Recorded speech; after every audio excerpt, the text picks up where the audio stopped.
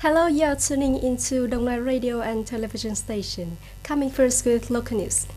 On June the 20th, Prime Minister Phạm Minh Chính worked with the Đồng Nai Provincial Party Committee on the prevention of the COVID-19 epidemic and the situation of socio-economic development, defense and security in the first 6 months of 2021, the task of solving important legislation at the end of June 2021 of Đồng Nai Province. Reporting to the Prime Minister, Secretary of the Đồng Nai Provincial Party Committee, Nguyễn Phú Cường said, gross national product in the province increased by 5.74% compared to the target of 7 to 8% in 2021. Product Development Index industrial output increased by 7.54% over the same period last year. After listening to the report, Prime Minister Phạm Minh Chính highly appreciated the achievements of Đồng Nai province and said that the province needs to focus on assessing to have solutions to overcome difficulties and do better in the field at the end of the year. Regarding the fight against the COVID-19 epidemic, the Prime Minister emphasized that Đồng Nai must base on the development of the epidemic and the implementation situation to choose appropriate priorities when to prioritize what issues. By all means, make sure not to let the epidemic spread in the industrial park. In response to the Prime Minister's direction on reviewing the situation of rice import and export in the first months of 2021, the Ministry of Industry and Trade has established a task force to inspect law enforcement for rice import and export business traders.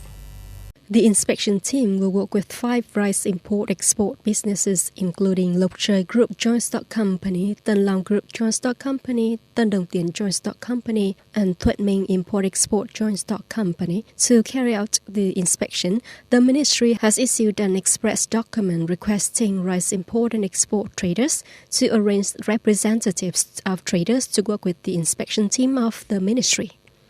Contents of the inspection related to the situation of importing, trading and consuming Indian rice in document number 435 dated June the 22nd of the Import-Export Department on the import of rice from India. The Foreign Investment Agency, Ministry of Planning and Investment, recently said that as of June 2021, the total newly registered capital, adjusted and contributed capital, purchased shares, purchase contributed capital foreign investment (FDI) reached 15.27 billion USD. In the past 6 months, foreign investors have invested in 18 sectors, in which the processing and manufacturing industry leads with a total investment of 6.98 billion USD, accounting for 45.7% of the total registered investment capital.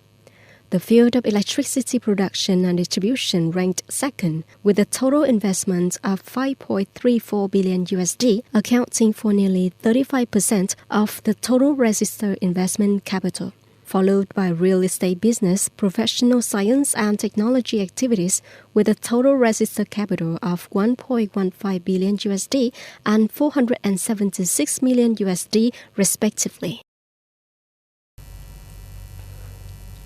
The high-ranking Vietnamese security delegation led by the General Tô Lâm, Minister of Public Security, yesterday attended the Association of Southeast Asian Nations ASEAN Senior Security Leadership Consultation meeting. Russia for the first time took place virtually.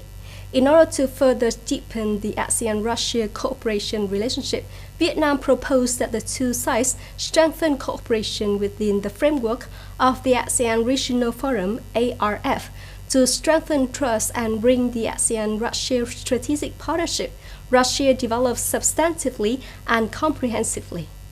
At the same time, promote at the global and regional level the assurance of security and freedom of navigation and overfight, freedom of commerce, self-restraint, non-use of force or threat of use of force, settle disputes by peaceful means in accordance with fundamental principles of international law. Swedish Prime Minister Stefan Löfven said he has submitted his resignation after failing to pass a vote of no confidence in Parliament. Speaking at the press conference, Mr. Löfven admitted holding early elections is not the best thing for Sweden. This move prompted the Speaker of the National Assembly, Andreas Norlén, to initiate a dialogue between the parties to find a new prime minister.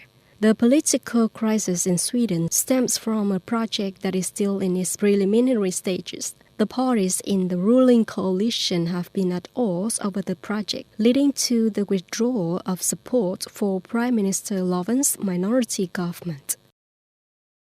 That's all for the news today. Thank you for joining us and goodbye.